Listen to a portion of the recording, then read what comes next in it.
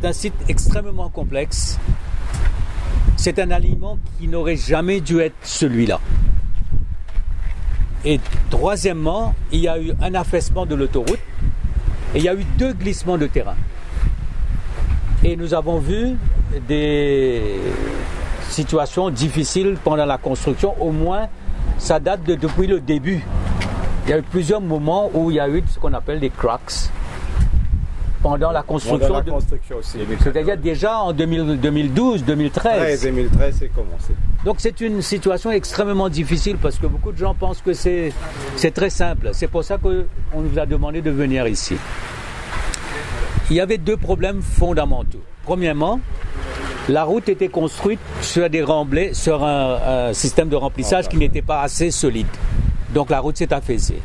La deuxième chose, c'est que toute la montagne est une zone d'instabilité. Donc il faut régler ces 2 problèmes-là. Il y a 180 pilotis de 20 mètres à 25 mètres. Imagine la complexité du travail. Alors c'est ça qui nous peut le faire là, à partir dans les jours qui viennent. Nous espérons que les travaux structuraux, c'est-à-dire les travaux de filling et les travaux de pilotis, sont terminés en décembre. Et quand ils terminent en décembre, à ce moment-là, il faudra seulement creuser la route. Là, nous arrivons à la dernière phase d'une entreprise extrêmement complexe. Donc, quand on dit creuser la route, ça veut dire combien de temps la route opérationnelle? Pose la route, ça veut dire c'est pose. Pose la route, c'est-à-dire faire la route. Les remplissages, l'asphalte, barreaux de marquing, tout ça. Mais là, les travaux structuraux, nous terminons en décembre. Oui, c'est ça nos objectifs. Peut-être avant, mais ça nous l'objectif. On peut dire tout ça là, vous êtes confiant que la route est plus stable, Oui, nous les trouvons une seule. Justement, le petit carafène qui après l'irait casser. Et tu peux impardonnable si nous faisons des affaires comme ça. Mais mon besoin dit quelque chose, jamais tu besoin faire ça la route là, coupe ça ici. Et jamais une faire un test que tu besoin faire pour comprendre qu'il peut passer. La pente là même est instable. Peut-être tu besoin passe quoi là-bas, je ne sais pas. Mais le fait qu'on fait ça en Sino-Ado, est-ce qu'il y a une variation dans les coûts? Bon, nous faisons l'appel d'offres. Et puis là, il y a un contrat direct qui est aidé pour faire avec Sino-Ado.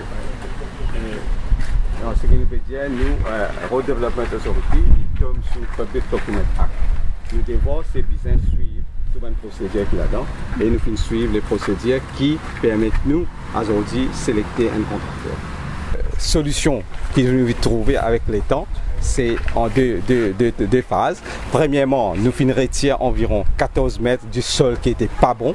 Parce qu'auparavant, la route peut tenir un sol qui n'est pas si stable.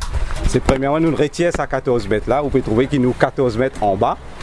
Et deuxièmement, c'est nous trouver aussi que le problème qui est là, c'est pas seulement le sol qui n'est pas bon, mais où il y a un grand risque qu'il y ait un glissement qui trouve environ 40 mètres au-dessous.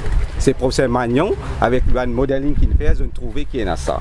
Deuxième maintenant qui nous peut le faire, c'est déranger des pilotis. Comment nous pouvons trouver qui nous montrer là, nous avons dérangé pilotis qui près des mètres, et pour chaque pilotis pour environ 2,5 mètres un dans l'autre. C'est un travail extrêmement délicat, qui fait les délicat parce qu'il y a une terre qui n'est pas fort. Maintenant, nous pouvons bien faire fouille environ 25 mètres en moyen. 25 mètres quand on peut drill, où il y a un grand risque qui s'amène la terre là, vous êtes capable de collapse. Alors, et plus en plus de ça, vous êtes prêt. Alors, l'entrepreneur qui est spécialiste, Sino-Hydro, il y a une technologie qu'il est capable de mettre en place pour faire ce travail-là. Vous pouvez penser mi-décembre, tout va piloter bien sur place. Terrasser l'ensemble des travaux qui avaient fait l'objet de ruptures précédentes, de façon à reconstruire un remblai de qualité parfaite pour assurer la stabilité de l'ensemble du site. Sur l'ensemble des travaux, la totalité des terrassements ont été réalisés et sur à peu près 140 000 m3 de remblai, nous avons réalisé 30 000 m3 de remblai à ce jour.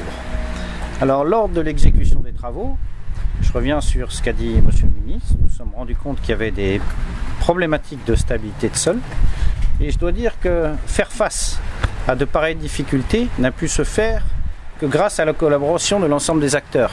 Je parle de la RDA, je parle de l'entreprise, mais également de la sagesse qui a pu être trouvée face à des difficultés comme celle-ci. Eh bien, les gens ont su se poser, ont su prendre en considération l'expertise notamment du professeur Magnan, qui est un professeur de niveau international, qui nous a permis de trouver une solution pour stabiliser cette pente. C'est-à-dire qu'on a une espèce de pan de terrain qui glisse et qu'il faut clouer au terrain sous-jacent. Donc on va clouer, ces pieux vont permettre d'associer la partie qui glisse au terrain sous-jacent. Et ces travaux-là vont donc être confiés à Sinohydro. Nous allons donc collaborer avec Sinohydro.